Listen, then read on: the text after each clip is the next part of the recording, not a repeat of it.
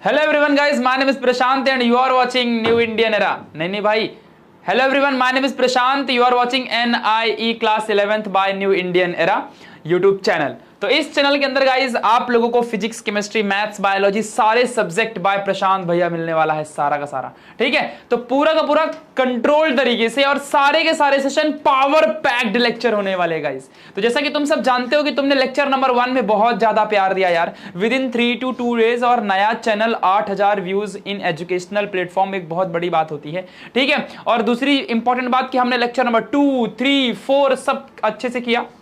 कल हमारा चैप्टर खत्म हो जाएगा लेक्चर नंबर 6 में, बट आज हम लेक्चर नंबर 5 में क्या क्या पढ़ेंगे जानते हो?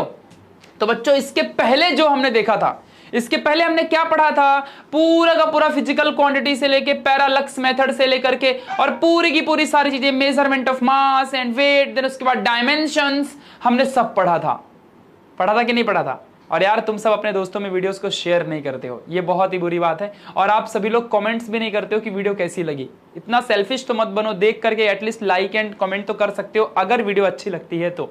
नहीं लगती तो कह दो कि खराब वीडियो है और चले जाओ, मत देखो, क्या कर सकते हैं। ठीक है, बट जैसा फील होता है, अच्छा फील हो, कभी भी इंसान को ना अगर उसे कुछ फील होता है तो उसे कह देना चाहिए। अच्छा है तो अच्छा कह दो, बुरा है तो बुरा कह दो, पसंद है तो लाइक कर दो, नहीं पसंद हो तो डिसलाइक कर दो, बट करो, कुछ तो करो। ठीक है, तो ये इंपॉर्टेंट चीजें होती हैं। तो गाइस चलो अब शुरू करते हैं लेक्चर नंबर 5 में। और लेक्चर नंबर जो 5 है हमारा, ये बहुत ज्यादा इंपॉर्टेंट होने वाला है, क्योंकि इसमें गाइस हम लोग पढ़ने वाले हैं कंप्लीट एरर्स के बारे में। और बच्चों मैं आप सबको बता दूं कि पेज नंबर 6 या 7 में जो हमारा डायमेंशंस के हमने तीनों यूजेस देखे थे। चलो अब फाइनली शुरुआत करेंगे टॉपिक को थोड़ा सा, क्योंकि इसके पहले हमने क्या पढ़ा था थोड़ा सा चलो रिवाइज कर लेते हैं। और मैं जानता हूं बच्चों कि जिस बच्चे का एम होगा MST CT entrance exam crack करना, इंजीनियर बनना, वो बच्चे इस वीडियो को देख रहे होंगे। जिनका एम होगा फार्मेसी का या फिर CT के थ्रू जाके किसी मेडिकल लाइन में एडमिशन लेना है, तो वो ये इस वीडियो को देखेंगे। जिसको बोर्ड एग्जाम में 95% प्लस अचीव करना है 12th स्टैंडर्ड में, वो ये वीडियो देखेगा। क्यों? क्योंकि 11th बेस होता है 12th का। 9th में नहीं पढ़ा तो 10th में 90 लाया जा सकता है, 11th में नहीं पढ़ा तो 12th में भिखारी बन जाओगे, कुछ नहीं बनेगा, कुछ नहीं आएगा तुमको कुछ नहीं आएगा। आधे बच्चों से अभी पूछ लो ना कि what is the definition of displacement, you don't know guys. तुम्हें नहीं पता कि what is the meaning of displacement, you don't know. But इस वीडियो को देखने के बाद सारे बच्चे जानते हैं। लेक्चर 1, 2, 3, 4 देखने के बाद हर बच्चा जानता है what is velocity, what is displacement, what is acceleration, what are the Newton's 3 laws of motion. You are studying units and its measurement. And तुम्हें फिजिकल क्वांटिटीज नहीं पता थी बच्चों की क्वांटिटी क्या होती है, जो कि 8वीं में पढ़ाया जाता था। मैंने एक एक चीज बताई। You were don't know what is the definition of science. मैंने आपको बताई कि साइंस की डेफिनेशन क्या है, what is the meaning of physics. We can't define physics, मैंने ये तक बताया, but we can define science, मैंने सब बताया। लेकिन वो कहते हैं ना कि इंसान को फ्री की कदर नहीं होती, बट तुम करते हो कदर। मुझे अच्छा लगता है कि आप सब देखते हो। कितने सारे बच्चों ने ट्यूशन छोड़ दिए और सारे लेक्चर्स देखना शुरू कर दिए हैं, और उन्हें उतना डीप में कभी, यार यूनिट्स एंड मेजरमेंट को लुल्लू चैप्टर समझते हैं सब लोग, लेकिन इतना अच्छे से मैंने पढ़ाया ना कि तब समझ में आया कि हाँ भाई, इसके बिना तो प्रैक्टिकल में कुछ कर नहीं सकते। और physics is everything all about measurements, experiments, है ना। पहले ही चैप्टर में बता दिया था, modification, research, controlled on technical चीजें, है ना, सब कुछ मैंने आपको समझाया था।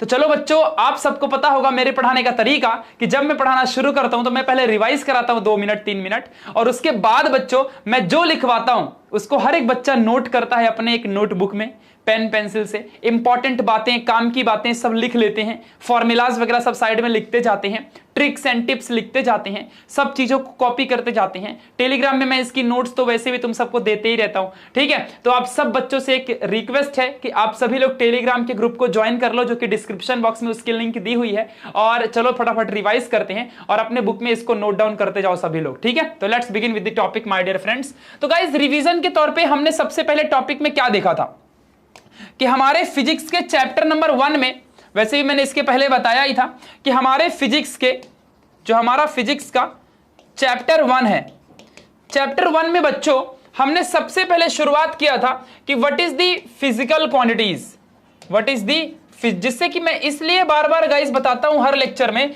कि ये आपको याद हो जाए, मतलब कि ये आपको भूले ही ना कभी भी बच्चों। फिर हमने देखा था कि फिजिकल क्वांटिटीज के अंदर फंडामेंटल क्वांटिटीज क्या होती है, और उसके बाद हमने देखा था कि डिराइव्ड क्वांटिटीज क्या होती है।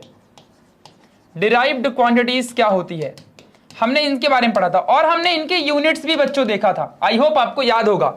याद रखना, याद है तो आबाद है, भूल गए तो बर्बाद है। ठीक है, चलो आगे बढ़ते हैं। अब यहां आ जाओ। इसके बाद हमने बच्चों क्या पढ़ा था? इसके बाद हमने पढ़ा था सप्लीमेंट्री यूनिट्स के बारे में, जिसमें हमने सॉलिड एंगल, याद है क्या, solid angle and plane angles के बारे में पढ़ा था। फिर बच्चों हमने इसके बाद पढ़ा पैरालेक्स मेथड, पैरालक्स मेथड, पैरालक्स मेथड्स के बारे में हमने पढ़ा। फिर इसके बाद बच्चों हमने सबसे इंपॉर्टेंट चीज जो थी, हमने देखा किसके बारे में, मेजरमेंट ऑफ मास। तो एग्जैक्टली ये जो हमने यहां पे लिख दिया ना, इसको थोड़ा सा इस तरीके से लिखोगे तो ज्यादा फायदे में रहोगे। देखो, जैसे कि हमने देखा था मेजरमेंट, मेजरमेंट्स कि कैसे करते हैं। तो मेजरमेंट के अंदर सबसे पहले बच्चों हमने लेंथ का मेजरमेंट देखा, और लेंथ के मेजरमेंट के लिए हमने बच्चों पढ़ा था parallax method, parallax method. I hope आपको याद होगा। ठीक है, उसके बाद हमने इसमें देखा मास एंड टाइम का मेजरमेंट, जो कि हमारा लेक्चर नंबर 3 में था। अब बच्चों इसके बाद हमने पढ़ा डायमेंशन के बारे में, कि किस तरीके से LMT से डायमेंशन निकाल सकते हैं और डायमेंशनल एनालिसिस कैसे करते हैं। फिर हमने उसके यूजेस, देखो डायमेंशन का एनालिसिस पढ़ा, फिर डायमेंशंस का यूजेस पढ़ा। कितने यूजेस थे बच्चों? 3। ठीक है, करेक्टनेस था, फिर यूनिट्स का सिस्टम कैसे निकाल सकते हैं वो था, और भी चीजें थी। तो 3 हमारे यूजेस थे। एनालिसिस कैसे करते हैं, LMT कैसे निकालते हैं, करीबन 20 से 25 फॉर्मूले का मैंने करके दिखाया था। तुम्हारे बुक में 10 दिया है, मैं 20 से 25 फॉर्मूला, लेक्चर नंबर 4 देख लो। अभी भी बहुत जरूरी होता है यार लेक्चर देख के आने का। कभी भी लेक्चर 4 देखा नहीं, लेक्चर 5 में आगे कोई मतलब नहीं तुम्हारा लेक्चर देख के। तो ये सारी चीजें बच्चों हमने पढ़ी। अब हमारे इस चैप्टर का मेन चीज जो है एरर, ये हमारा सेकंड लास्ट टॉपिक है, और एरर के बाद आएगा सिग्निफिकेंस फिगर, और उसके बाद हमारा चैप्टर खत्म। फिर करेंगे एक्सरसाइज और फिर केमिस्ट्री का पहला चैप्टर शुरू करेंगे। ठीक है, ध्यान देना।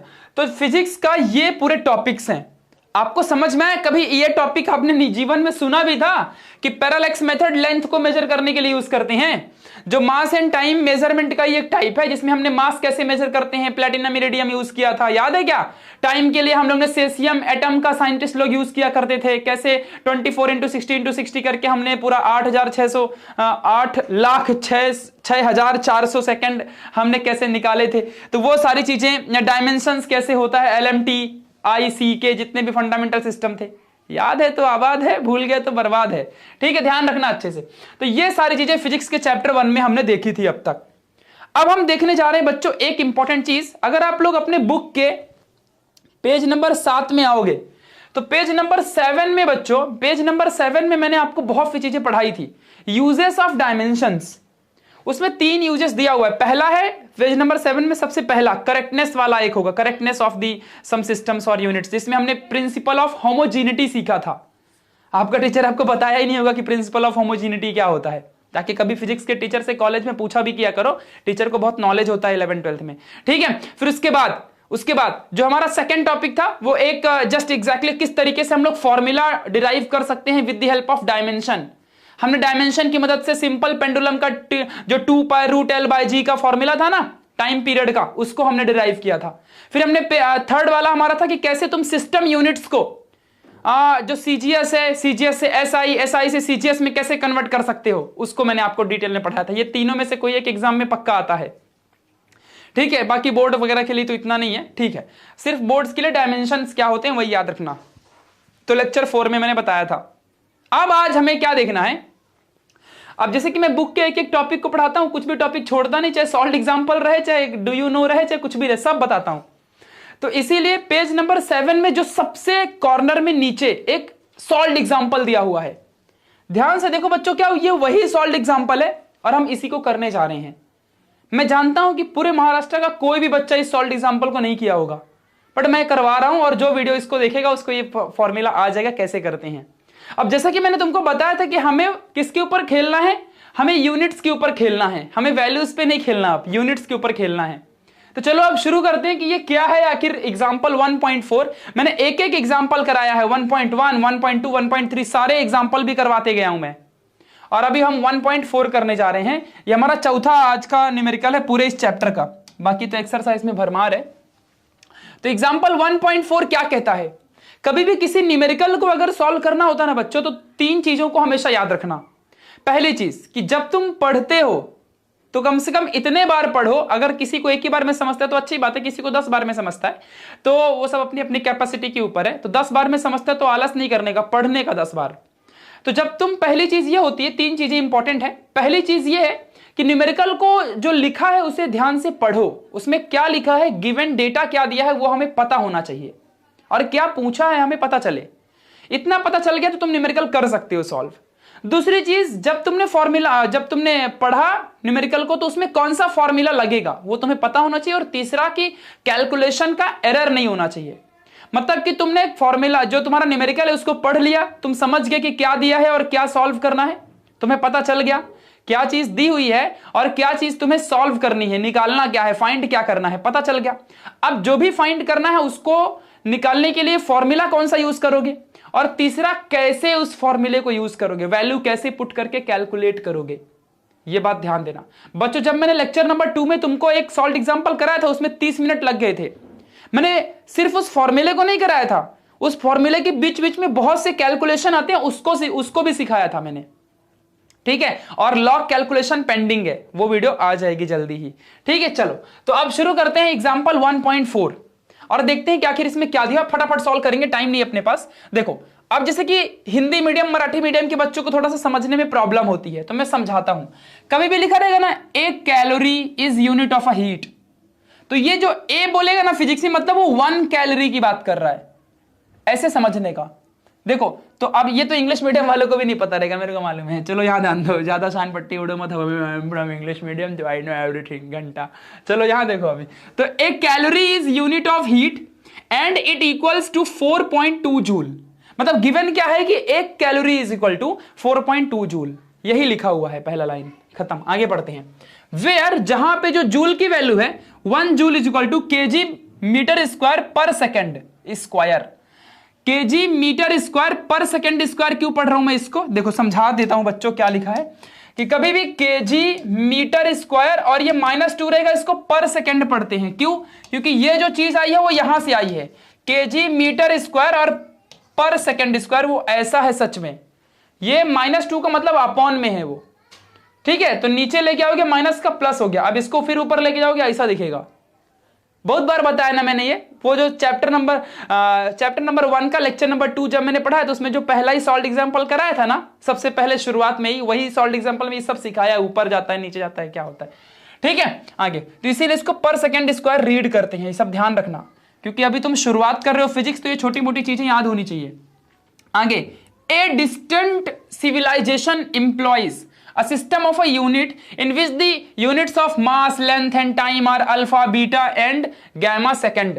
अब देखो मास kg होता है, लेंथ मीटर होता है, टाइम सेकंड होता है। Also j dash is their unit of energy, what will be the magnitude of the calorie in their units। Question अब मुझे समझाना पड़ेगा तुम्हें, तब जाके तुम्हें समझेगा कि बच्चों क्वेश्चन क्या है, समझाऊंगा फिर उसके बाद तुमको सॉल्व करा के दूंगा। बच्चों ध्यान से क्वेश्चन समझना अच्छे से। देखो हमारे को गिवन है कि 1 calorie is equal to 4.2 joule होता है, ये गिवन है।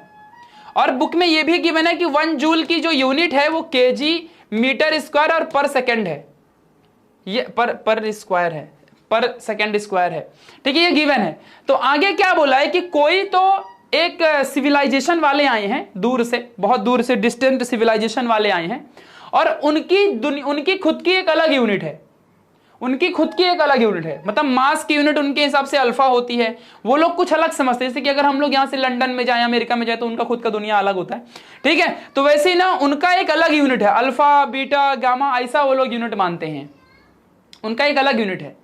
तो गाइज हमारे यूनिट में जूल जो है ये एनर्जी का यूनिट है बच्चा, जूल कैलोरी दोनों एनर्जी की यूनिट होते हैं। तो हमारे में तो जूल का यूनिट केजी मीटर स्क्वायर पर सेकंड स्क्वायर होता है। तो उनके में मास को अल्फा मानते हैं और लेंथ को बीटा मानते हैं और टाइम को गामा मानते हैं। तो उनके में यूनिट क्या होगी एनर्जी की। क्वेश्चन समझा? मतलब कि देखो हमारे में मास केजी में फाइंड करते हैं, हमारे में टाइम सेकंड में, और जो लेंथ है वो मीटर में। तो उनके में अल्फा बीटा गामा में मेजर करते हैं। तो उनके में एनर्जी की यूनिट क्या होगी? अगर हमारे, देखो क्वेश्चन समझो फिर से, समझ गया होगा आधे बच्चों को क्या कह रहा हूं। अगर हमारे में मास को केजी, लेंथ को मीटर, टाइम को सेकेंड में मेजर करते हैं, तो उनके में एनर्जी को किस चीज में मेजर करेंगे? अगर मास को वो लोग अल्फा में, और अगर लेंथ को बीटा में, और टाइम को गामा में मेजर करते हैं तो। समझा मैं क्या कह रहा हूं? यही है क्वेश्चन। आ जाओ सॉल्व करते हैं फटाफट। ठीक है, क्वेश्चन समझ गया ना क्या है? ध्यान रखना अच्छे से। मतलब हमारे में अगर हमारे में एनर्जी का यूनिट अगर इतना है तो उनके में कितना होगा, बस यही तो फाइंड करना है। चलो तो बच्चों देखो यहां पे गिवन डेटा क्या दिया हुआ है? गिवन डेटा क्या दिया हुआ है? अच्छा गिवन नहीं लिखता हूं, डायरेक्टली सॉल्व करता हूं। देखो सो कंसीडर, सॉल्यूशन है बच्चों, कंसीडर कि उनकी एक यूनिट है अल्फा बीटा गामा, तो किसी की तो वैल्यू होगी, ये यूनिट है बच्चों, तो किसी की तो यूनिट होगी ना ये। तो मान लो कंसीडर कि A B C is the new unit, ये उनकी एक नई यूनिट है। ठीक है, तो जिसमें से ए की वैल्यू कितनी आएगी? ए की वैल्यू अल्फा केजी दिया हुआ है, ये उनके भाषा में है जो बाहर देश से आए हैं। फिर बीटा की क्या होगी? सॉरी बीटा लिख दिया मैंने, बी एक दूसरा वैल्यू है, तो बी कितना होगा? बीटा क्या दिया है? मीटर। और सी क्या होगा? गामा सेकंड, गामा, इसको गामा कहते हैं, GAMMA गामा, ये बीटा है ये अल्फा है। तो ये हमने मान लिया कि उनकी भाषा में ये वैल्यूज है। अब हमको क्या दिया है कि पहली लाइन पढ़ो, 1 calorie is equal to 4.2 joule. ये क्या है बच्चों? ये गिवन डेटा है, ऐसे लिख सकते हो, पहले ना लिख के ऐसे कर दिया, तो ये गिवन डेटा है हमको। ठीक है, अच्छा अब बच्चों ध्यान से देखना, बहुत जरूरी, यहीं पे सब गड़बड़ी हो जाएगी अगर नहीं समझोगे तो 4.2 जूल, देखो बच्चों 1 जूल इज इक्वल टू कितना दिया हुआ है? 1 joule is equal to KG metre square second का -2। तो यहां पे जूल की जगह में क्या मैं ये लिख सकता हूं क्या बच्चों? क्या मैं लिख सकता हूं? हाँ, केजी मीटर स्क्वायर पर सेकेंड -2। ठीक है, और ये हमारा गिवन डेटा है। ठीक है, ये हमारा गिवन डेटा हो गया, समझा? जूल की जगह में ये लिख दिया, क्लियर? 1 जूल की जगह में ये है तो जूल की जगह में ये लिख दिया, यूनिट के साथ खेल रहे हैं बच्चों हम लोग। चलो अब आगे बढ़ते हैं, क्या होगा? अब ये जो केजी मीटर स्क्वायर सेकंड मतलब पर सेकंड स्क्वायर है, इसकी वैल्यू यहां से निकालेंगे, तो थोड़ा सा बुद्धि लगाना तभी समझेगा। तो 4.2 और जो केजी है बच्चों, केजी की जगह में क्या मैं A/अल्फा लिख सकता हूं? Mathematics normal, KG is equal to A के नीचे अल्फा लेके जाओ, ए के नीचे अल्फा लेके जाओ केजी, तो केजी की वैल्यू मिल जाएगी ना A/अल्फा, मिल गई कि नहीं मिल गई? हाँ, दूसरी वैल्यू मीटर स्क्वायर है, तो मीटर इधर से मिलेगा ना बच्चों, तो मीटर B/बीटा, तो B/बीटा, ठीक है, का होल स्क्वायर, बीटा और बी में फर्क देख लो। ठीक है, आगे अब यहां पे सेकंड, यहां स्क्वायर इसलिए स्क्वायर आ गया। अब सेकंड तो C/गामा का -2, इस तरीके से तुमको वैल्यू मिलेगी। तो यहां तक बच्चों हर एक इंसान को समझ गया? किसी भी बच्चे को थोड़ा भी डाउट है यहां पे? जल्दी बताओ, क्या तुम में से किसी भी बच्चे को इतना सा भी डाउट है यहां पर? मुझे नहीं लगता कि तुम में से किसी को भी थोड़ा भी डाउट होगा। अब चलो एक काम करेंगे, अब थोड़ा सा दिमाग लगाएंगे हम लोग, ठीक है, और वो दिमाग से हम लोग यहाँ पे सारे क्वेश्चंस को सॉल्व करेंगे। ठीक है, लेट्स बिगिन। अब क्या करोगे तुम? सारे के सारे जो यहाँ पे ये ए बी सी सारा का सारा दिया हुआ है, इसको हम अच्छे सॉल्व करेंगे। देखो तो 4.2, अब ये A/अल्फा वैसे ही आएगा, ये सब मल्टीप्लाई में है, सबके सब ये सब मल्टीप्लाई में है, इसको ऐसे रहने दो। ठीक है, फिर इसको ऐसे मत लिखो, एक काम, अरे देखो अच्छे से, यही लफड़ा होता है। चलो यहां देखो अभी, तो 4.2, अब देखो यहां पे क्या होगा? मल्टीप्लाई A/गामा, मल्टीप्लाई ये स्क्वायर इसके पास भी जाएगा ना, तो B का स्क्वायर अपॉन बीटा का स्क्वायर, मल्टीप्लाई ये C-2 और ये गामा -2, ऐसे हो जाएगा। समझ में आया बच्चों? अब चलो इसमें तो हम कुछ नहीं कर सकते, लेकिन हम इनमें कर सकते हैं। ये C-2 वैसे ही रहने दो, और ये गामा है, ये R मत समझ लेना, ठीक है, ये गामा है। तो गामा -2 को ऊपर ले सकते हो क्या बच्चों?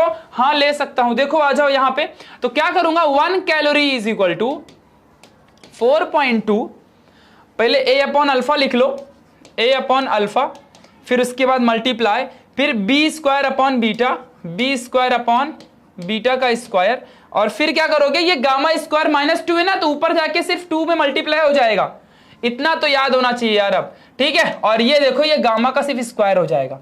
अब हम क्या कर सकते हैं बच्चों, एक छोटी सी बात, क्या मैं ए बी सी को एक तरफ लिख लूं, ए बी का स्क्वायर C-2 ऐसे लिख सकता हूं। देखो ए बी सी अलग कर लिया, और ये ऊपर ऊपर का सब मल्टीप्लाइड है, नीचे का अल्फा बीटा का स्क्वायर सिर्फ आ जाएगा, और ये गामा जो है ये 4.2 के साथ मल्टीप्लाई कर दूंगा, ये देखो, और ये देखो इस तरीके से आ गया।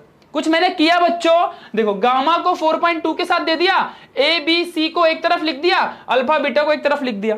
अब बच्चों हमारे बुक में क्या बोला था क्वेश्चन में कि also J dash is their unit. There मतलब जो दूर से आए हैं वो सिविलाइजेशन वाले जो आए हैं उनकी यूनिट है जे डैश, और हमारी यूनिट में जे क्या है 1 जूल केजी मीटर स्क्वायर पर सेकेंड स्क्वायर, और उनकी यूनिट में जे के जगह में जे डैश है, तो उनकी यूनिट मिल गई ना हमको। तो ए बी का स्क्वायर देखो सेम टू सेम दिख रहा ना। देखो बच्चों हमारे में 1 joule is equal to KG metre square पर सेकेंड -2 है, तो उनके में क्या होगी, उनकी ये ए बी सी उन्हीं की यूनिट थी ना, इज देयर यूनिट, ठीक है, उन्हीं की यूनिट है ना। तो ए जे डैश ए बी देखो सेम टू सेम दिख रहा है ना, तो क्या मैं इसके जगह में 4.2 गामा का स्क्वायर अल्फा बीटा का स्क्वायर और यहां पे जे डैश लिख सकता हूं। This will be 1 calorie. उनके में इतनी यूनिट होगी, इतनी यूनिट उनके में होगी। समझा अच्छे से, यहां पे लिख दो अगर तुमको लिखना ही है कि जे डैश, तब उनके में इतना होगा, उनके में इतना होगा जे डैश। समझा अच्छे से, इतनी यूनिट होगी। तो बस यही तो कैलकुलेट कर रहा था, देख लो तुम्हारी बुक में यूनिट का खेल है, यहाँ कोई वैल्यू नहीं थी बच्चों, सिर्फ यूनिट था। थोड़ा हार्ड क्वेश्चन लग रहा होगा, क्यों, क्योंकि बचपन से तुमने वैल्यू के ऊपर कैलकुलेशन किया है, ये यूनिट्स के ऊपर खेल था, इसलिए थोड़ा सा अलग अजीब लग रहा है। देखो तुमको इतना लग रहा होगा सिंपल तो है लेकिन समझ क्यों नहीं आ रहा है, यही चीज होगी, सिंपल तो दिख रहा है लेकिन समझ क्यों नहीं आ रहा है, क्योंकि तुम अब तक ये तुम्हारा ब्रेन जो एक्सेप्ट नहीं कर रहा है, क्योंकि तुमने हमेशा कैलकुलेशन नंबर पे किया है और ये पहली बार हम यूनिट पे कर रहे हैं। तो कम से कम 4 से 5 बार देखो, तो ब्रेन को ट्रेन करोगे तो समझ जाएगा। देखो यही बात है ना, सिंपल तो है पर समझ नहीं आ रहा, सबको यही लग रहा होगा सिंपल तो लग रहा है, समझ क्यों नहीं आ रहा है, यही चीज हो रही होगी। तो मतलब ब्रेन तुम्हारा आदी नहीं है उस चीज के लिए, उसको रिपीट करो बार बार तो ब्रेन को आदत लग जाएगी, फिर तुमको समझ में आ जाएगा। समझा कितना आसान था क्वेश्चन, एकदम चिंदी था। हमने जस्ट उनकी जो सिविलाइजेशन वाले आए थे उनकी एबीसी मान लिया, जो वैल्यू दिया है उसको 1 जूल में यहाँ पे जूल से पुट करके कितना चिंदी से सॉल्व कर लिया, सारी वैल्यू को कैलकुलेट कर लिया, और उसके बाद हमको देखो इस तरीके से, और ये वैल्यू जो मिली वो उनकी जे डैश दिया हुआ है, वही चीज यहाँ पुट करके वही, इतना ही आंसर है, बस कुछ कर ही नहीं सकते आगे। तो this is your final answer बच्चों। तो ये हमारा था सॉल्व्ड एग्जांपल पेज नंबर 7 और 8 में जो दिया हुआ है। अब पेज नंबर 8 में बच्चों लिमिटेशन ऑफ डायमेंशन दिया हुआ है, वो हमने छोड़ दिया था पिछली बार, तो चलो अब हम उसको सॉल्व करेंगे कि लिमिटेशन क्या है। अब ये थियोरेटिकल टॉपिक गाइस शुरू हो गया, तो ये टॉपिक में मैं लाइन टू लाइन रीड करके पढ़ा सकता हूं, क्योंकि लिमिटेशन में क्या लिखाऊंगा मैं, तो इसीलिए इसको सेम टू सेम आपको याद करना है, तो थोड़ा समझने की कोशिश करना, हर एक बच्चा समझने की कोशिश करेगा। तो लिमिटेशन में क्या है बच्चों, लिमिटेशन ऑफ डायमेंशन।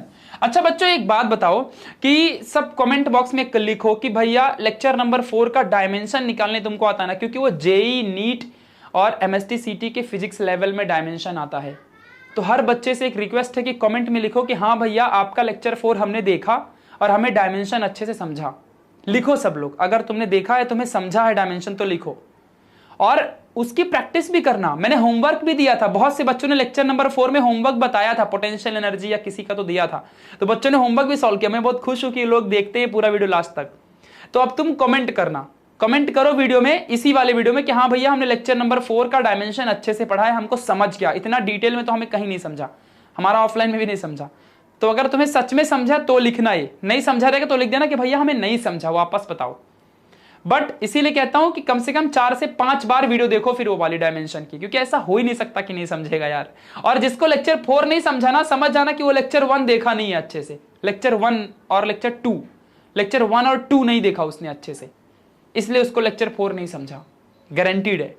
तो इसीलिए देखो अच्छे से, और थोड़ा अच्छे से देखने का मतलब ये होता है कि जो मैं लिखवाता हूं ना, जो मैं पढ़ाता हूं उसको नोट डाउन भी करना होता है, उसकी एक थोड़ा दिल से, शिद्दत से। लोग कहते हैं कि YouTube में डिटेल में नहीं पढ़ाते, कौन कहता है यार, मैं बंदा हूं, मैं यहाँ पे पूरे ठाणे मुंबई में रहता हूँ, 4 ऑफलाइन क्लास रन कर रहा हूं मैं, और वहां पर भी पढ़ाता हूं। लोग बच्चे मेरे ऑनलाइन में देखते हैं, मेरे ऑफलाइन में आके बैठते हैं, मेरे फिर डाउट्स पूछते हैं और ऑनलाइन में मेरे से पढ़ाई करते हैं।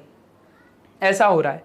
तो यू विल नॉट बिलीव कि मैं ऑनलाइन ऑफलाइन मैं नहीं देखता, कोई और टीचर देखता होगा कि लुल्लू पुल्लू थोड़ा मोड़ा पढ़ा के निकल लिया, इधर डिटेल में हो रहा है। और जो बच्चा मेरी वीडियो डेली देख रहा है ना, उसको पता होगा कि मेरे वीडियो की क्वालिटी कैसी है।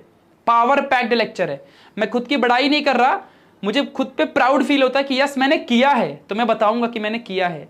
और तुम्हें भी फील होता होगा, नहीं होता होगा तो कह दो कमेंट में कि नहीं समझा, या जो भी है आप फ्री हो कहने के लिए। मैं उसको और इंप्रूव करूंगा। मैं ऐसा बंदा हूं कि मुझे बुरा नहीं लगता, किसी ने कुछ कहा ना मैं उसको और इंप्रूव करूंगा धमाकेदार तरीके से।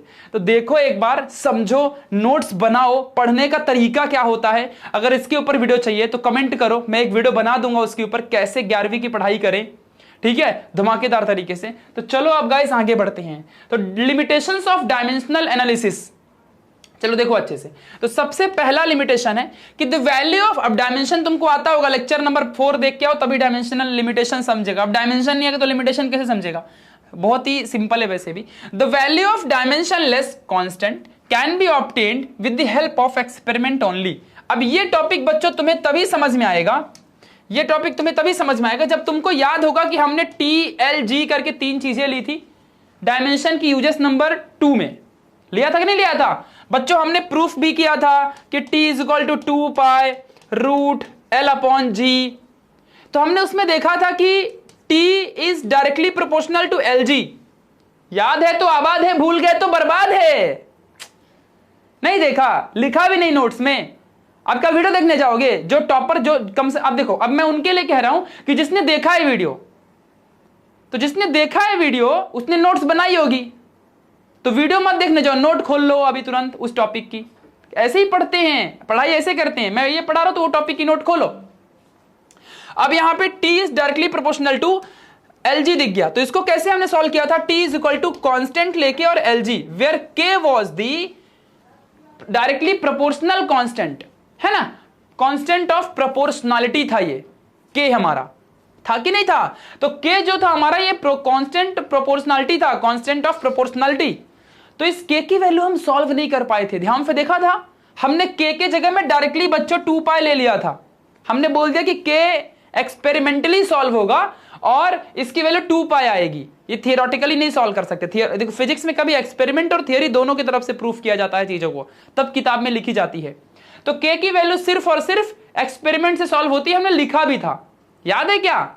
लेक्चर नंबर 4, ठीक है। 1 घंटे के बाद वो वीडियो, ये टॉपिक है, जब हमने डायमेंशन पढ़ा था फिर उसकी यूजेस पढ़े थे। तो K, तो वही चीज यहां लिखा हुआ है कि the value of dimensionless constant is obtained with the help of experiment only. मतलब कांस्टेंट की वैल्यू सिर्फ एक्सपेरिमेंट से पता चल सकती है, प्रैक्टिकली नहीं, और थियोरेटिकली नहीं, ठीक है। इस बात को ध्यान देना अच्छे से। चलो अब आगे बढ़ते हैं, नेक्स्ट टॉपिक। समझा ना बच्चों क्या कह रहा हूं? आगे बढ़ते हैं। Dimensional analysis can not be used to derive relation involving trigonometric, exponential, logarithmic functions as these quantities are dimensionless. तो कभी भी तुम 3 चीजों की डायमेंशन कभी नहीं निकाल सकते। जैसे कि मान लो अगर दे दिया कि, अगर मान लो दे दिया कि अल्फा साइन थीटा, तो ये साइन थीटा का डायमेंशन नहीं निकलेगा। फिर एक्सपोनेंशियल बोलेगा तो a⁻² या e⁻x, तो इस टर्म का कभी भी तुम डायमेंशन नहीं निकाल सकते। एक्सपोनेंशियल टर्म मैथ्स में ऐसे होता है। देखो फिजिक्स को बिना मैथ्स के नहीं समझ सकते। Mathematics is the base of physics. हमारे न्यूटन बाबा ने फिजिक्स को समझने के लिए मैथमेटिक्स बनाया था। मैथमेटिक्स इसलिए पढ़ी जाती है कि फिजिक्स से समझ में आए। ध्यान देना अच्छे से। लॉगरिथमिक कंटेंट मतलब log x, ऐसे log y, लॉगरिथमिक फंक्शंस ऐसे। तो इन क्वांटिटी का कभी भी डायमेंशन नहीं होता। तो 2 लाइन सीख लिया, 2 लिमिटेशन। पहली लिमिटेशन क्या है कि कभी भी जो हमारा कांस्टेंट होता है उसको सिर्फ एक्सपेरिमेंट से सॉल्व कर सकते हो, उसका डायमेंशन कभी नहीं निकलता। कांस्टेंट वैल्यू डायमेंशन लेस होता है। दूसरा, हमारा जो लॉगरिथमिक एक्सपोनेंशियल, देखो लॉगरिथमिक एक्सपोनेंशियल ये ऐसे e⁻x, e⁻y होते हैं ना, ऐसे 10⁵ ऐसे वाले वैल्यू। तो ये एक्सपोनेंशियल और ट्रिग्नोमेट्रिक फंक्शन का कभी भी डायमेंशन नहीं निकलता, क्योंकि ये डायमेंशनलेस क्वांटिटी होते हैं। तो बच्चों यहां तक का सब कुछ आपको समझा है अच्छे से? किसी को कोई डाउट है? मतलब बस इतना याद रखो कि सेकंड लिमिटेशन यही है कि तुम ट्रिग्नोमेट्रिक फंक्शन, एक्सपोनेंशियल फंक्शन और लॉगरिथमिक फंक्शन का कभी भी डायमेंशन नहीं निकाल सकते। अगर कोई कांस्टेंट वैल्यू है तो तुम उसका डायमेंशन सिर्फ एक्सपेरिमेंट से ही कैलकुलेट कर सकते हो। चलो सेकेंड मेथड, हमारा थर्ड मेथड क्या है कि कोई भी ऐसा मेथड जो भी याद है ना, this method is not useful if constant of proportionality is not a dimensionless quantity. तो बच्चों जो ये मेथड बताया जाने वाला है अभी तुमको थर्ड वाले में, थर्ड टॉपिक में, तो ये कभी भी यूजफुल नहीं होगा कांस्टेंट ऑफ प्रोपोर्शनलिटी के लिए अगर वो डायमेंशनलेस क्वांटिटी नहीं है तो मतलब कि यहां पे कहता ये है कि हर एक कांस्टेंट डायमेंशनलेस नहीं होता। हमने इसके पहले पढ़ा ना पॉइंट 1 में कि कांस्टेंट मोस्टली डायमेंशनलेस होती हैं, बट हर एक कांस्टेंट कभी भी डायमेंशनलेस नहीं होता। प्रूफ क्या है इसका? तो देखो बच्चों, तुमने बचपन में एक चीज पढ़ी थी कि force is directly proportional to masses. मतलब अगर दो ऑब्जेक्ट हैं हमारे पास और वो एक दूसरे को बाय फोर्स F खींचते हैं और D इनके बीच का डिस्टेंस है, इसका मास m1, इसका मास m2। Science 1 chapter number 1 class 10th में तुमने पढ़ा था, इसे कहते हैं ग्रेविटेशनल फोर्स, अभी आने वाला है। और वही सेम फोर्स इनवर्सली प्रोपोर्शनल है डी के स्क्वायर को। अब जिसने मेरी वीडियोस 10th में देखी होगी उसको यहां काम आएगा। अब तुम यहां पे एनिमेशन 3D देख के आओगे तुम्हें थोड़ी समझेगा, तो याद है तो अच्छी बात है, याद है तो आबाद कहीं से भी पढ़ो, ठीक है। तो इसके बाद हमें क्या मिला था कि it is equal to Gm1 m2 upon D का स्क्वायर। ये हमें मेन फॉर्मूला मिला था। तो इसमें बच्चों जो ये G है इसको क्या कहते थे हम लोग? इसको हम लोग कहते थे gravitational constant, universal gravitational constant. तो ये भी तो कांस्टेंट वैल्यू है ना, तो इसका डायमेंशन नहीं होना चाहिए, बट इसका डायमेंशन होता है। तो वही चीज यहां दिया हुआ है कि gravitational force between two point mass is directly proportional to the product of the two masses and inversely proportional to the square of distance between them. This is the illustration. And जो G की value है, ये G की value, it is the gravitational, G is not a dimensionless quantity, it is a gravitational constant और इसका dimension होता है, निकालोगे तो मिल जाएगा। समझा अच्छे से क्या कह रहा हूं? चलो तुम सबके लिए होमवर्क, G का तुम लोग मुझे डायमेंशन बताओ कितना होगा, G का डायमेंशन तुम बताओगे। चलो आ जाओ मैं निकालता हूं, ठीक है। G का डायमेंशन तुम मुझे बताओगे तो बच्चा फॉर्मूले से ही मिलता है। तो Gm1 m2 अपॉन डी का स्क्वायर है ना, तो जहां पे G की वैल्यू क्या आएगी? FD का स्क्वायर अपॉन m1 m2। चलो अब इतना कर दिया, अब आगे तुम G का डायमेंशन निकाल के दिखाओगे मुझे, ठीक है। ध्यान देना, मैं निकाल के दूं क्या? चलो मैं निकाल देता हूं, तुम लोग लुल्लू मुल्लू लोग, ठीक है। देखो बच्चों, तो दो ऑब्जेक्ट हमने लिया था, दोनों का मास m1 m2 था, ठीक है, मासेस, और बीच का डिस्टेंस d है। ध्यान देना, डिस्टेंस d है मतलब लेंथ है ये, और ये वजन है, मास है, और इनके बीच का फोर्स है, ये F फोर्स है, ठीक है, G कांस्टेंट है। तो चलो बच्चों फटाफट निकालते हैं। तो फोर्स क्या होगा? फोर्स पहले मास इंटू एक्सेलरेशन, इसका भी फॉर्मूला निकालो, है ना, और फिर d स्क्वायर लिख दो यहाँ पे, और ये m1 m2 ऐसे ही रहने दो। अब सारी यूनिट लिखो, अब क्या करो, अब यूनिट्स लिखो यहाँ पे, ठीक है। तो मास की यूनिट क्या होती है? kg। एक्सेलरेशन की यूनिट क्या होती है? मीटर पर सेकंड स्क्वायर, ठीक है। डी का यूनिट क्या होता है? मीटर, क्योंकि डी डिस्टेंस है तो डिस्टेंस का यूनिट मीटर होगा ना, लेकिन स्क्वायर है तो स्क्वायर लिख दो, ठीक है। उसके बाद m1 m2 क्या है? kg। तो एक बार kg फिर एक बार और kg, क्योंकि इसका है और इसका। अब आगे सॉल्व करते हैं, आ जाओ। तो kg इक्वल लिख लो, kg मीटर, और ये सेकंड को मैंने ऊपर ले लिया -2, और ये m स्क्वायर, ठीक है, और यहां पे क्या आएगा? kg का स्क्वायर।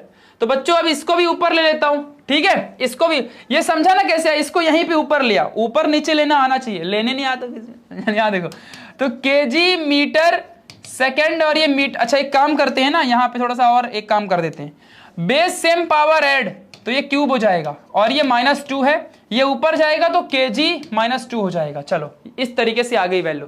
अब इसको सॉल्व करते हैं फटाफट। अच्छा ये kg घास चरेगा यहाँ पे बैठ के, यहां से काट देता यार मैं, चलो कोई ना। तो kg base same power add, तो देखो यहाँ पे, तो kg और बेस सेम ना, इसके पावर में कुछ नहीं तो 1 होता है, तो 1 प्लस -2, यानी कि kg एक्स्ट्रा लेवल हो गया ये, ठीक है। तो ये क्या बनेगा? kg -1। समझा अच्छे से क्या आ जाएगा? ध्यान देना, ठीक है, यानी कि यहाँ पे -1 आ जाएगा, इसको गायब कर दो। नहीं समझा ये कैसे आया? नहीं समझा? यहां से काट दो चुपचाप, तुम्हारे समझ में भी नहीं आएगा।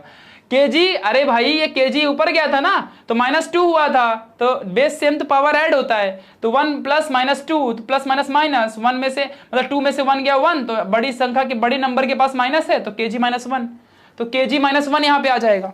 समझा? kg -1 और mm का m का क्यूब और s -2, ये आएगा फाइनल।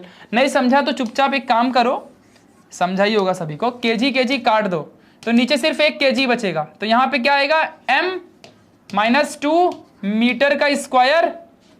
एक काम करो ना, ऐसे भी मत करो, ठीक है। यहां पे क्या करोगे, मीटर क्यूब, ओ शिट, देखो यहाँ पे मीटर का क्यूब और s-2 और नीचे सिर्फ एक केजी है, क्योंकि एक का ये स्क्वायर था ना और यहाँ पे एक था तो एक कट गया। अब ये केजी कुछ नहीं तो 1 है तो ये ऊपर जाएगा, तो क्या आएगा मीटर का क्यूब s-2 kg-1। अब इसका डायमेंशन लिख दो, तो LMT, तो L मतलब लेंथ कितना है, मीटर क्यूब आएगा। M मतलब मास होता है, तो मास की यूनिट केजी कितना है, -1 है। T मतलब टाइम का यूनिट सेकंड होता है, तो ये -2 आ जाएगा, second -2। This is the dimension of capital G. जिसका डायमेंशन निकालना होता है उसको एक साइड में रखने का, बाकी सब फॉर्मूला एक साइड, फिर सारे फॉर्मूला का यूनिट लिखने का, और यूनिट लिख के लास्ट तक कट पिट करते जाओ जब तक ऐसा सीधा ना लिख जाए। अपॉन में कभी नहीं रखने का, सीधा लिखने का, और फिर डायमेंशन लिखने का, कभी गलत नहीं होगा तुमसे। जब तुम बहुत बार प्रैक्टिस कर लोगे तब तो तुम इसके बाद ही सीधा डायमेंशन लिख पाओगे, सीधा। जिसको पता होता है ना कि फोर्स का डायमेंशन क्या होता है, मास मतलब यूनिट क्या होता है, MA, देन कैसे कैसे निकालते हैं, तो वो फटाफट कर लेता है जिसको प्रैक्टिस बहुत होती है। प्रैक्टिस बहुत करोगे तो तुमको आने लगेगा, ठीक है, ध्यान रखना। इसलिए प्रैक्टिस मेक्स मैन परफेक्ट, याद रखो, ठीक है। तो ये सारी चीजें आपको समझ में आ गई होंगी। समझा बच्चों कैसा है, कोई गलती तो नहीं दिख रही ना। मीटर क्यूब s-2 kg ऊपर गया, नो गलती, परफेक्ट है। तो ये हमारे डायमेंशन का जी का डायमेंशन है। अपने दोस्तों को बोलना, जो दोस्तों ने 50,000 रुपए ऑफलाइन ट्यूशन में भरा होगा, उसको बोलना चल बेटा एक क्वेश्चन देता हूं, सॉल्व करके दिखा, बड़ा है तेरे पास दिमाग तो।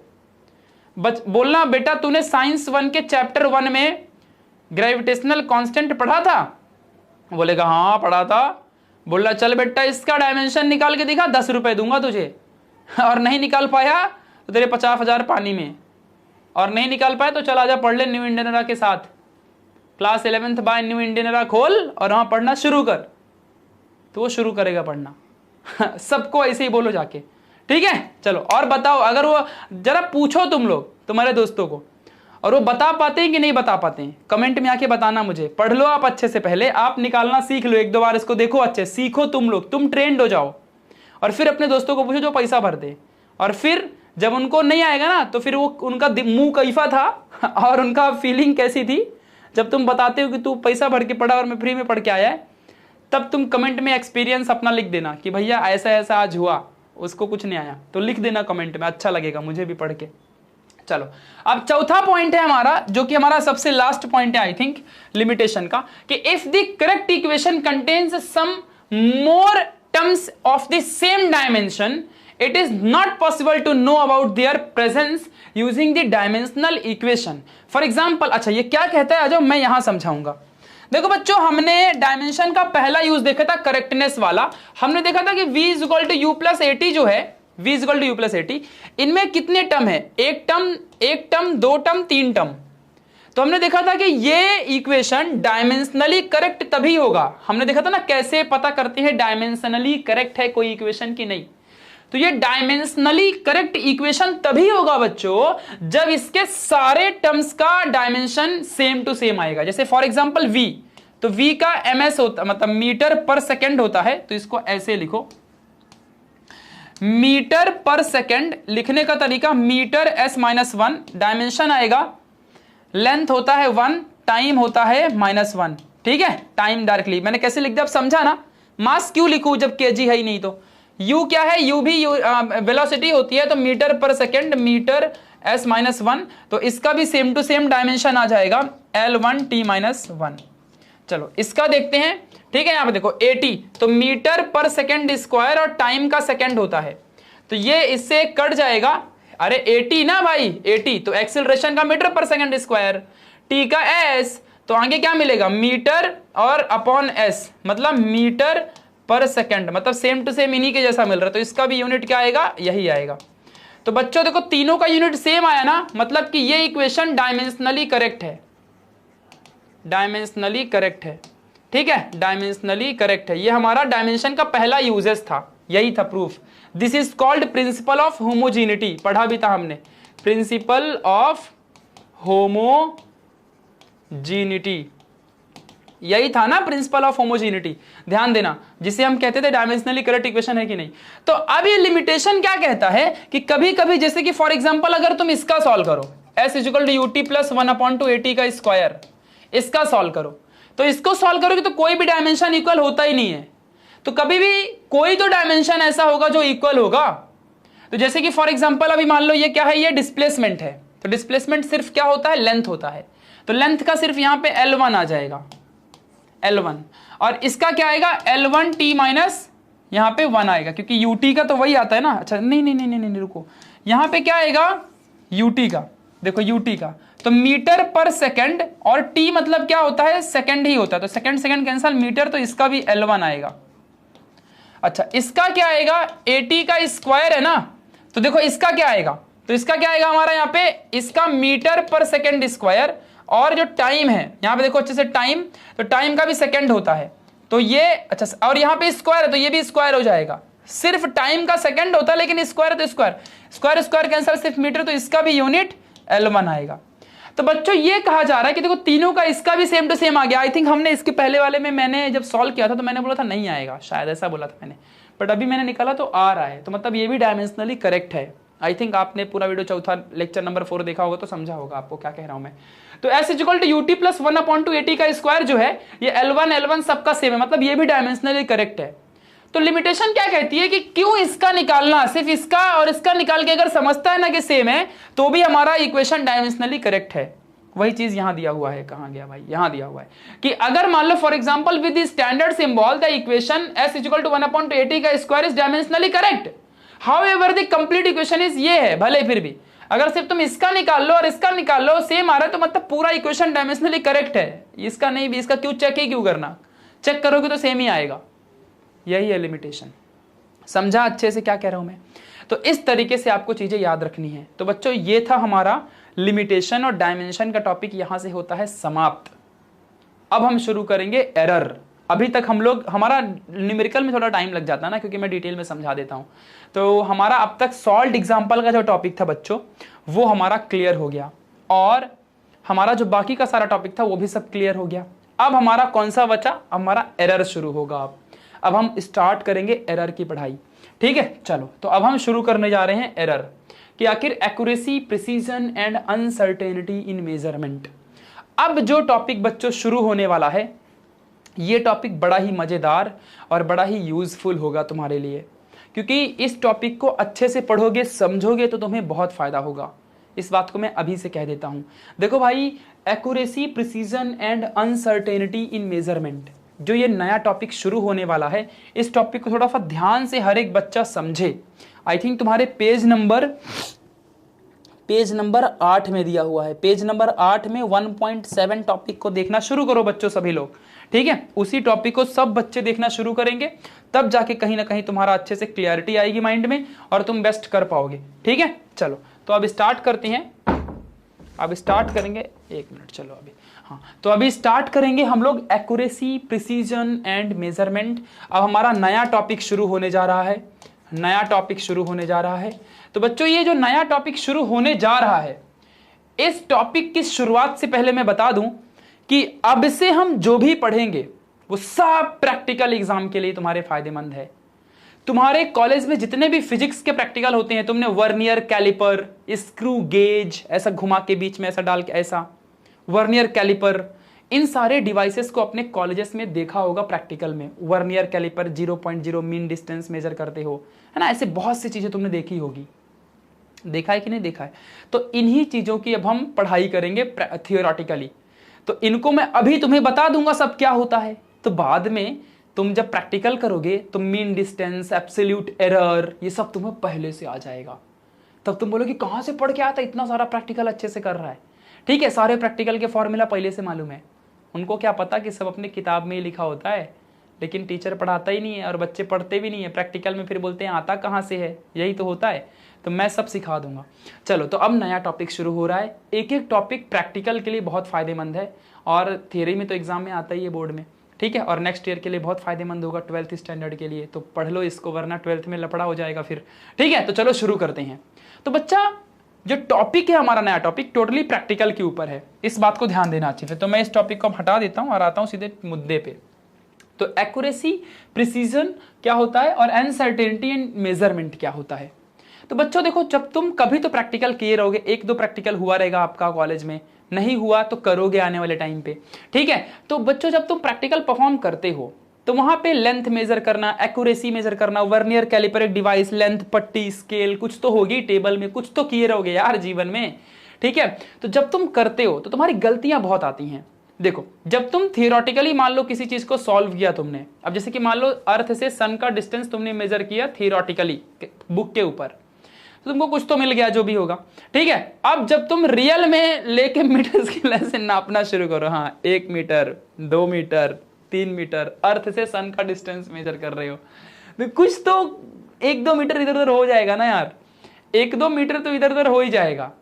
समझ रहा है कि नहीं समझ रहा है। अब जैसे कि तुमने देखा होगा कि जब हम theoretically distance of light measure का, sorry velocity of light measure करते हैं, तो 3 × 10⁸ मीटर पर सेकेंड आता है, लिख याद होगा शायद तुम्हें, 3 × 10⁸ मीटर पर सेकेंड आता है वेलोसिटी ऑफ लाइट।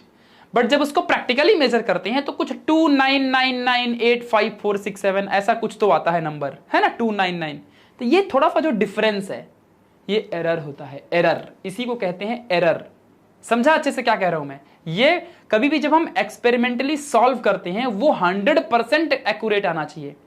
लेकिन बच्चों वो क्या होता है ना कि जो हमारे डिवाइस होते हैं, तुम्हें लगता है कि क्या वो डिवाइस ही गलत होगा। तो अब मान लो मशीनों के थ्रू बनता है वर्नियर कैलिपर, तुमने देखा होगा तुम्हारे कॉलेज में यार वर्नियर कैलिपर या स्क्रू गेज, नहीं देखा तो कल कॉलेज जाके प्रैक्टिकल में देख के आओ।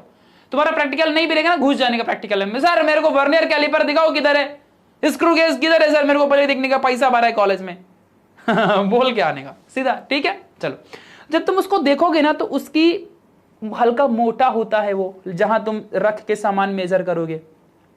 जो स्केल होती है वो भी हल्की मोटी होती है। हो सकता है कि मशीन से गलती हो गई हो बनाने में, तो इनमें प्रॉब्लम हो सकती है कि नहीं हो सकती। हो सकता है कि कभी कभी जो तुम्हारी स्केल में वो सेंटीमीटर की लाइन होती है वो थोड़ा बहुत कम ज्यादा हो गई हो, तो उससे भी तो एरर आ सकता है।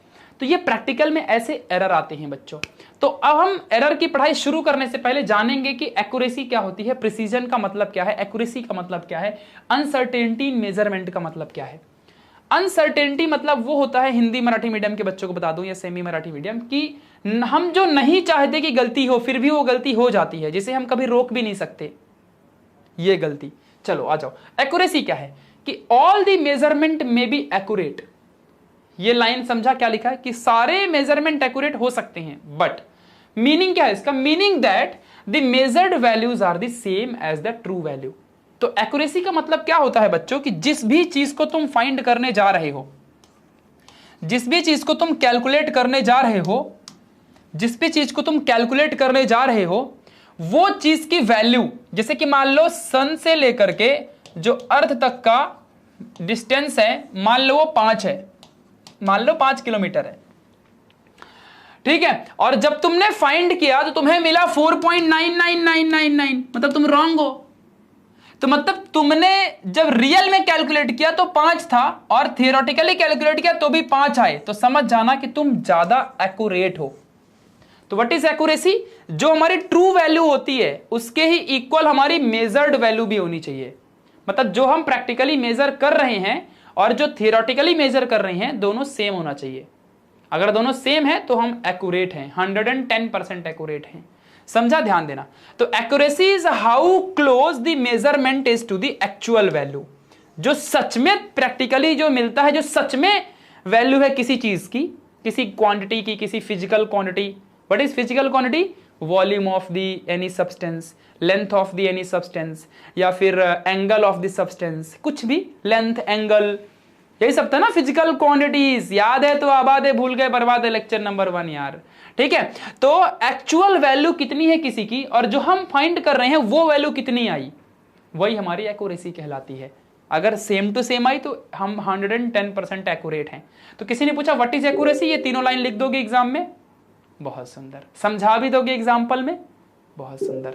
चलो अब बढ़ते हैं, व्हाट इज प्रिसीजन। प्रिसीजन क्या होता है, तो देखो अच्छे से, एक्यूरेसी समझ गया ना, प्रिसीजन देखते हैं कि दीज, अब जो तुम वैल्यू मेजर करते हो, ये मैंने ऐसे ही बुक में से उठा के लिखा है, अब कॉन्सेप्ट समझने में ध्यान दो तुम लोग, ये शब्द पे ध्यान मत दो। दीज मेजरमेंट में बी प्रिसाइज, कोई भी मेजरमेंट प्रिसाइज हो सकता है, बट मीनिंग दैट, अब इंग्लिश मीडियम के बच्चों को समझ गया रहेगा, हिंदी मीडियम को समझा रहा हूं मैं, प्रिसाइज का मतलब क्या है, meaning that multiple measurements give nearly identical values, that is reproducible result. मतलब देखो कहने का मतलब क्या है कि कभी कभी होता है कि जैसे कि सन से लेकर के और अर्थ तक का मेजरमेंट हम कर नहीं सकते प्रैक्टिकली, इम्पॉसिबल है। कौन जाएगा, हनुमान जी क्या हम लोग उड़ के चल भाई सुपरमैन है अपन मेजर करेगा, ठीक है, ऐसा थोड़ी होता है, और उतना बड़ा स्केल कौन लेके आएगा, ठीक है। तो पॉसिबल नहीं है कि हम रियलिटी में प्रैक्टिकल कर सकें। तो हम क्या करते हैं, हम बार बार थियोरेटिकली मेजर करते हैं। तो एक बार मेजर किया तो 4.98 आया, मान लो सपोज इनके बीच का डिस्टेंस जो है 5 है, सच्ची सच्ची बोलूं तो 5 है मान लो, ठीक है, मान लो 5 है सपोज। तो मैंने एक बार मेजर किया 4.99 आया, एक बार में 4.98 आया, एक बार में 4.8 आया, एक बार में 4.89 आया। तो ये जो सारे के सारे वैल्यूज आए हैं, है तो रियल में 5, बट रियल में 5 है तो 5 के जस्ट पास तक हम पहुंच रहे हैं, बट एग्जैक्ट 5 नहीं निकाल पा रहे। मतलब मोस्ट एक्यूरेट वैल्यू तो नहीं है, एक्यूरेसी नहीं है यहां पे, लेकिन प्रिसीजन तो है ना, कि थोड़ा तो टच कर पा रहे हैं, थोड़ा आइडेंटिकल हमारी वैल्यू मिल पा रही है।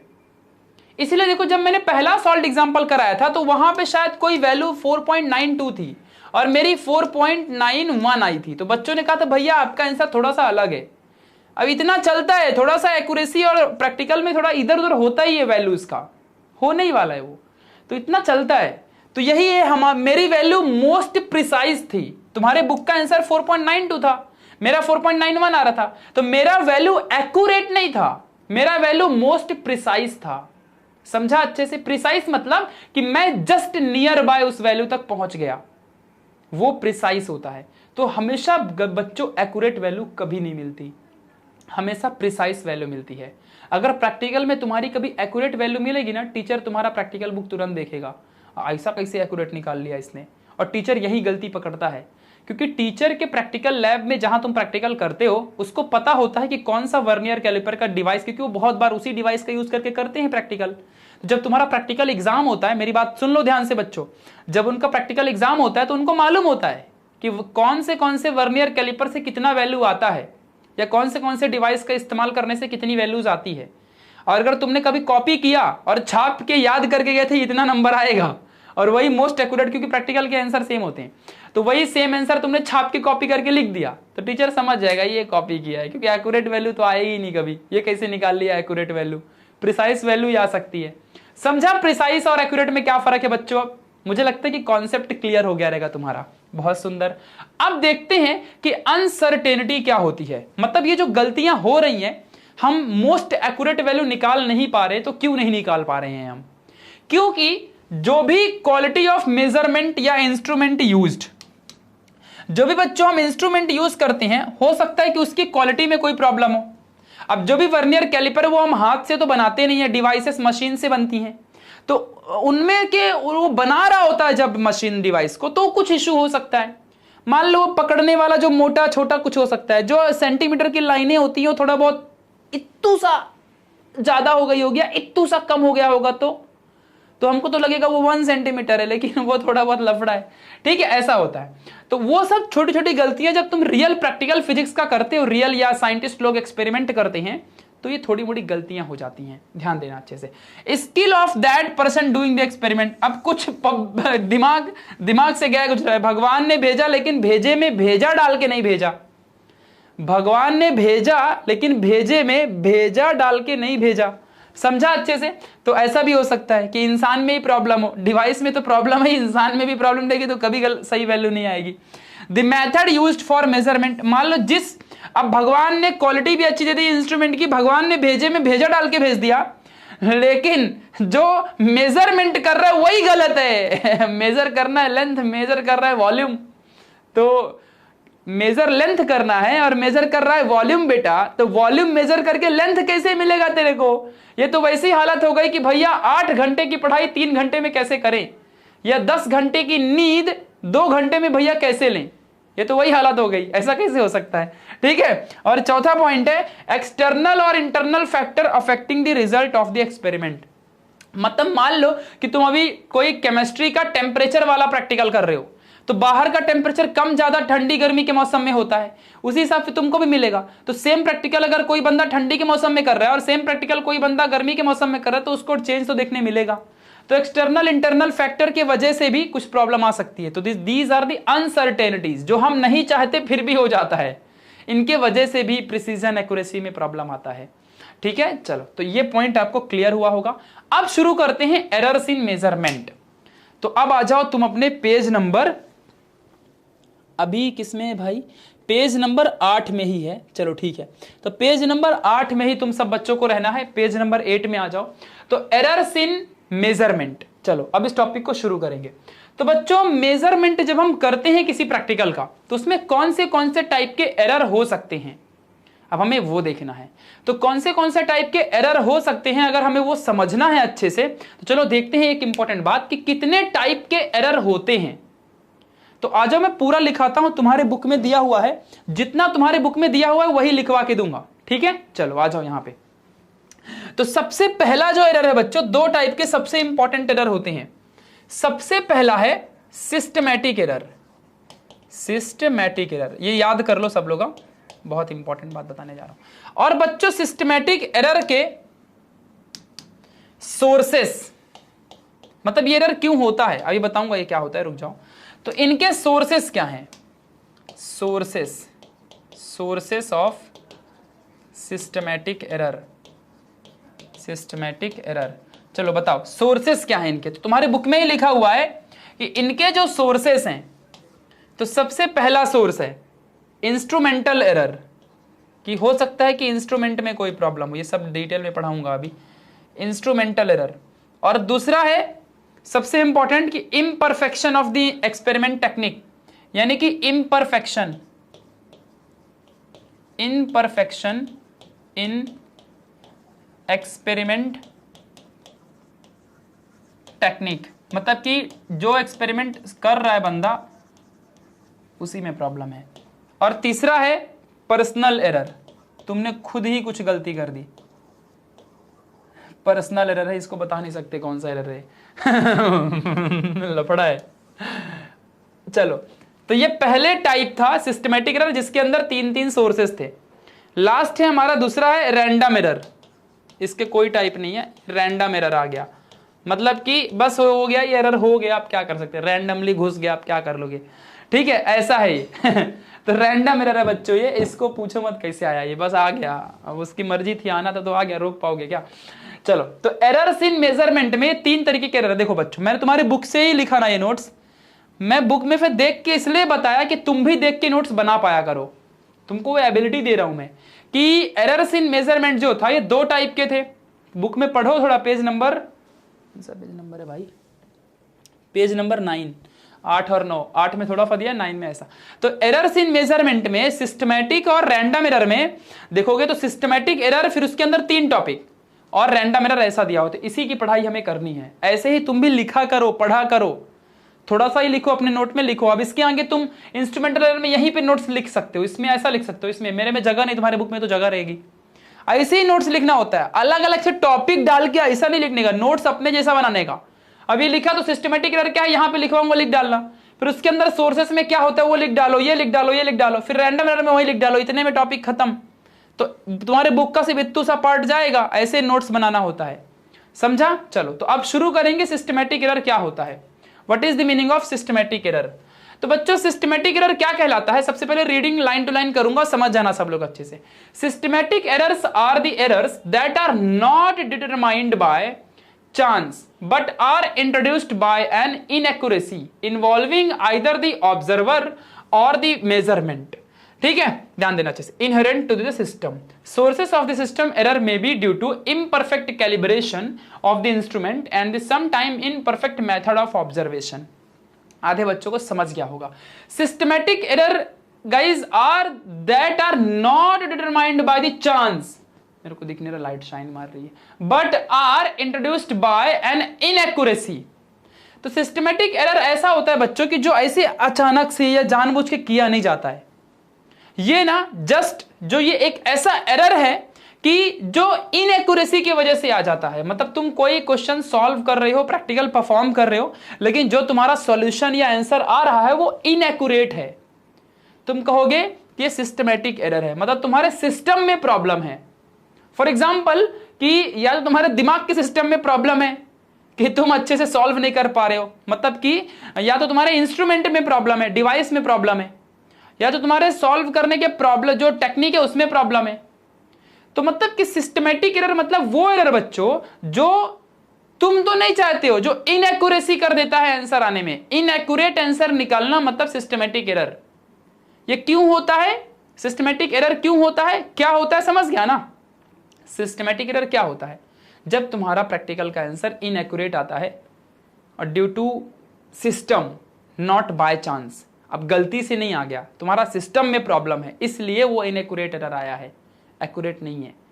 ऐसे एरर को सिस्टमैटिक एरर कहते हैं। समझा? अब ये सिस्टम में कौन सी प्रॉब्लम हो सकती है? हो सकता है तुम्हारा सिस्टम खराब हो, वही अनसर्टेनिटी लिख डालो सारा। हो सकता है तुम्हारा सिस्टम खराब हो सकता है कि तुम्हारे सॉल्व करने के टेक्निक में प्रॉब्लम हो, या हो सकता है कि जो तुम मेथड यूज कर रहे हो वो मेथड ही गलत हो, कुछ भी हो सकता है। तो एनीथिंग कैन बी।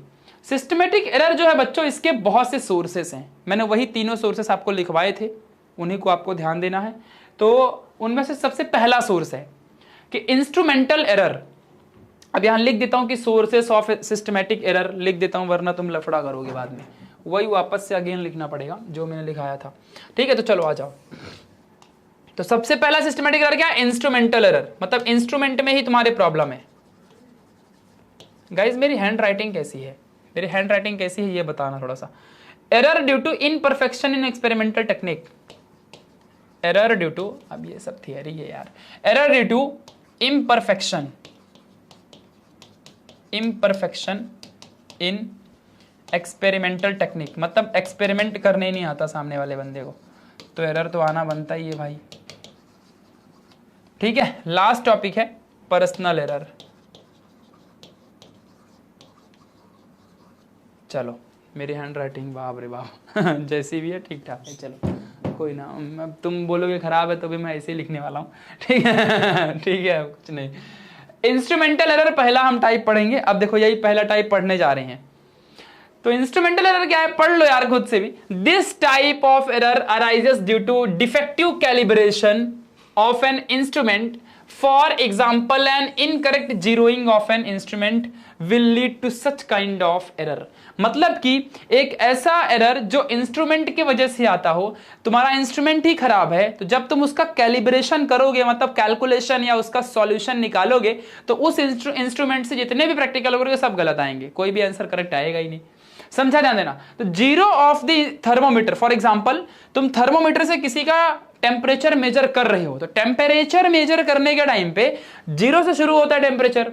तो मान लो उसका जो जीरो है वो गलत जगह पे उस डंडे जो नहीं थर्मोमीटर होता है, देखा जीवन में थर्मोमीटर प्रैक्टिकल लैब में, तो वहां पे जीरो लिखा है, जहां पे वो जीरो ही गलत जगह पे प्रिंटेड है, डिवाइस में गलत प्रिंटिंग हो गई है जीरो की, नीचे ऊपर होना चाहिए, कहीं गलत में लगा है, तो उसका आंसर रॉन्ग आएगा। तो zero of the thermometer not graduated at a proper place, this is the defect in instrument. तो एग्जांपल में याद रखो। नेक्स्ट है error due to imperfection in the experimental technique. तो this is an error due to defective setting. अब मान लो जैसे कि तुमने एक्सपेरिमेंट तो किया, तो टीचर कहता है ना कि चलो सेटअप कर फटाफट, तो सेटअप करते तो एक वो गोटियां रहती 2-3 है ना, उन गोटियों का डिस्टेंस मेजर करते हैं अपन लोग, डेंसिटी मेजर करते हैं वर्नियर कैलिपर से, है ना। करते हो कि नहीं करते हो यार? ठीक है, क्या गुंडा बनोगे? नहीं भी करते हो तो प्रैक्टिकल में करोगे, टीचर के जाके आज तो पूछ के रहो प्रैक्टिकल में, अब दिखा मेरे को किधर है वर्नियर कैलिपर। बार बार प्रशांत भैया चिल्ला रहे 50 बार को देख के रहना है, आज स्क्रू गेज किधर है, वर्नियर कैलिपर किधर है, ऐसे जितने भी थर्मोमीटर दिखाओ मेरे को, कैलोरीमीटर दिखाओ मेरे को। हाँ देख के आने का, तुम लोग पैसा भरा है कॉलेज में, फोकट में पढ़ाई करते क्या अपन? देख के आना कसम से, कमेंट में लिखना सर आज हम गए प्रैक्टिकल में, मस्ती किया, खूब मस्ती किया, देखे हमने सारे प्रैक्टिकल, और सारे प्रैक्टिकल के डिवाइसेस तो देख लिया, प्रैक्टिकल भले ना किए हो हाँ नहीं तो देख के आना। ठीक है, तो जो तुम सेटिंग करते हो ना प्रैक्टिकल करने के लिए, सेटिंग होती है, जैसे कि मान लो अभी तुमको कॉनकेव और कॉन्वेक्स मिरर का प्रैक्टिकल होता है तुम्हारे कॉलेज में, तो प्रैक्टिकल जब तुम करोगे तो हो सकता है कि तुमने लाइटिंग का डिवाइस या लाइट का सोर्स या लेंस का डिवाइस अलग अलग रख दिया हो, गलत लग दिया हो, तो फिर प्रॉब्लम होती है इससे। तो डिफेक्टिव सेटिंग होती है, ध्यान देना अच्छे से इंस्ट्रूमेंट में। For example the measured volume of a liquid in a graduated tube will be inaccurate if the tube is not held vertical. वही ना, मतलब अगर गलत सलत रख दोगे तो प्रॉब्लम आएगी। सेटिंग बराबर करने का, तुम लोग सेटिंग अच्छे से नहीं करते हो, सेटिंग खराब करोगे तो खराब ही रहेगा ना यार, क्या गुंडा बनोगे। पर्सनल एरर की बात करते हैं। Such error are introduced due to fault of the observer. ले भाई, भगवान ने भेजा लेकिन भेजे में भेजा डाल के नहीं भेजा। पर्सनल एरर मतलब जो बंदा कर रहा है एक्सपेरिमेंट, उसके दिमाग में अच्छी सेटिंग नहीं है, समझा ना, अभी ध्यान रखने का। चलो, इससे गलती होती है। अब बात करते हैं रैंडम एरर। तो बच्चों हमने पढ़ लिया सारी चीजें, अब हम लोग ये पढ़ने जा रहे हैं रैंडम एरर। ये सब हो गया, रैंडम एरर की बात करते हैं। समझ तो ज्ञान आपको कितना चिंदी है। अब इसको लाइन टू लाइन रीड करूंगा। Such error are introduced due, अरे ये तो इधर है नहीं तो these are the error which are introduced even after following all the procedures to minimise systematic error. मतलब सिस्टमैटिक एरर क्यों आता है? क्योंकि डिवाइस में प्रॉब्लम होगी, ऑब्जर्वर जो कर रहा है उसमें प्रॉब्लम होगी, जो करने वाला बंदा उसको नहीं आता होगा, या सेटिंग में गलती होगी, उसको आता है लेकिन सेटिंग गलती कर दिया। तो सिस्टमैटिक एरर को हम लोग ने ध्यान में रखा कि ना तो डिवाइस खराब, इंसान को भी आता है करने, सेटिंग भी खराब नहीं है, फिर भी हमारा एरर आ रहा है।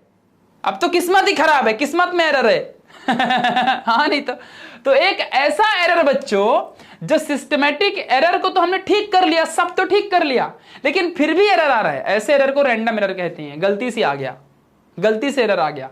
These error are the errors which is introduced even after following all the systematic errors, मतलब उनको मिनिमाइज किया तभी भी। This type of error may be positive और निगेटिव। अब कभी कभी ऐसा हो सकता है कि मान लो सन और अर्थ के बीच का जो डिस्टेंस है वो 5 किलोमीटर है। सब बच्चे हंस रहे होंगे, भैया भी एग्जांपल डेंजरस देते हैं। 5 किलोमीटर सन, चलो पहुंच जाते हैं सन के पास अभी जल्दी से ठीक है, 5 किलोमीटर ही तो है। तो मान लो 5 किलोमीटर सन और अर्थ के बीच का डिस्टेंस है, तो हो सकता है कि हम जो रैंडम एरर आए और सॉल्व करें तो उसे 6 किलोमीटर मिल जाए या 4 किलोमीटर मिले, तो कम ज्यादा पॉजिटिव नेगेटिव हो सकता है।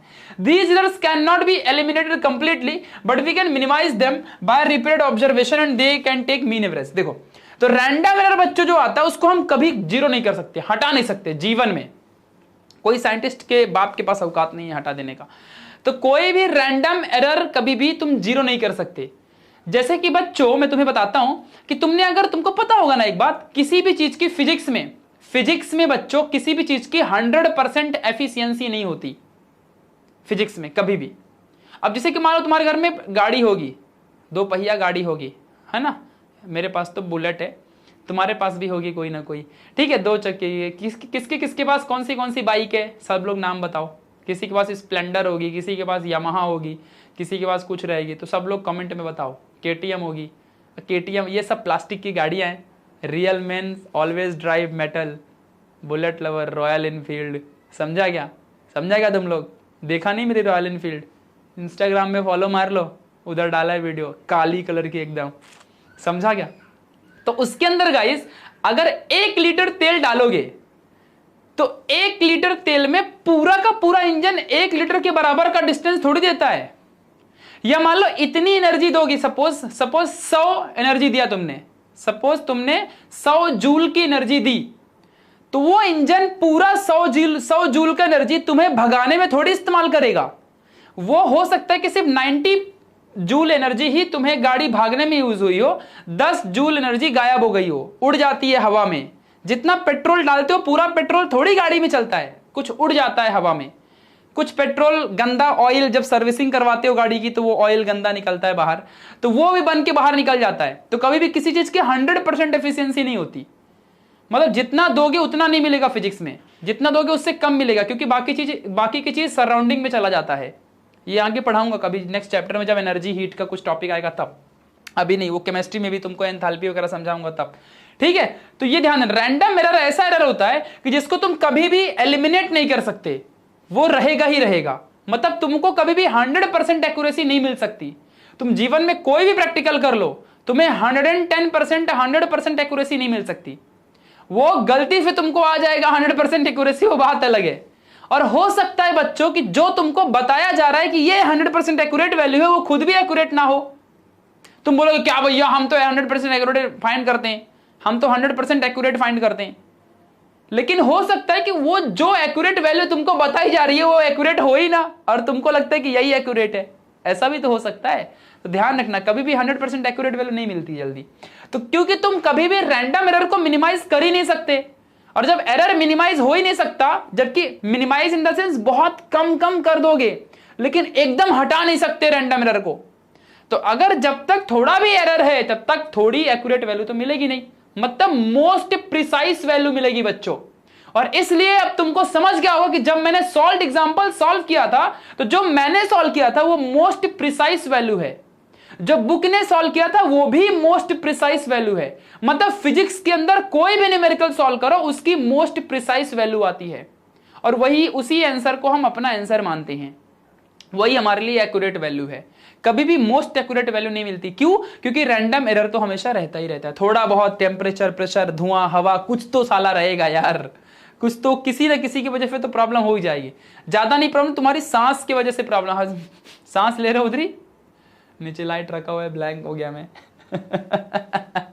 तो सांस ले रहे हो उससे तो प्रॉब्लम आ ही सकती है, तो ये ध्यान रखना अच्छे से हमेशा। तो मतलब अगर मान लो कल जो उस दिन मैंने लेक्चर नंबर 2 में पहला जब मैंने सॉल्व किया था न्यूमेरिकल एग्जांपल नंबर 1.1, तो उसमें मेरी कुछ और वैल्यू आई, तुम्हारी कुछ और आएगी। अब मैंने कैलकुलेटर से सॉल्व करके दिखाया था, बोला था लॉग टेबल बाद में सिखाऊंगा, क्योंकि सिखाया नहीं था ना अब तक।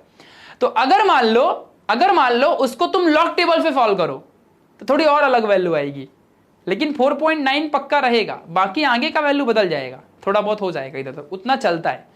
कभी भी पॉइंट के बाद एक डिजिट सही होना चाहिए, उसके बाद थोड़ा बहुत चल जाता है, इतना वो कभी रॉन्ग नहीं देता टीचर, कभी भी तुमको फुल मार्क्स मिलेगा, क्योंकि टीचर को भी पता है अगर टीचर बुड़बक रहेगा तो बात अलग है। ठीक है, तो guys thank you so much for watching today session. अब मिलेंगे अगले वाले लेक्चर में, तब तक के लिए बाय बाय। ठीक है, और आई होप आपने एंजॉय किया होगा एरर वाले टॉपिक को।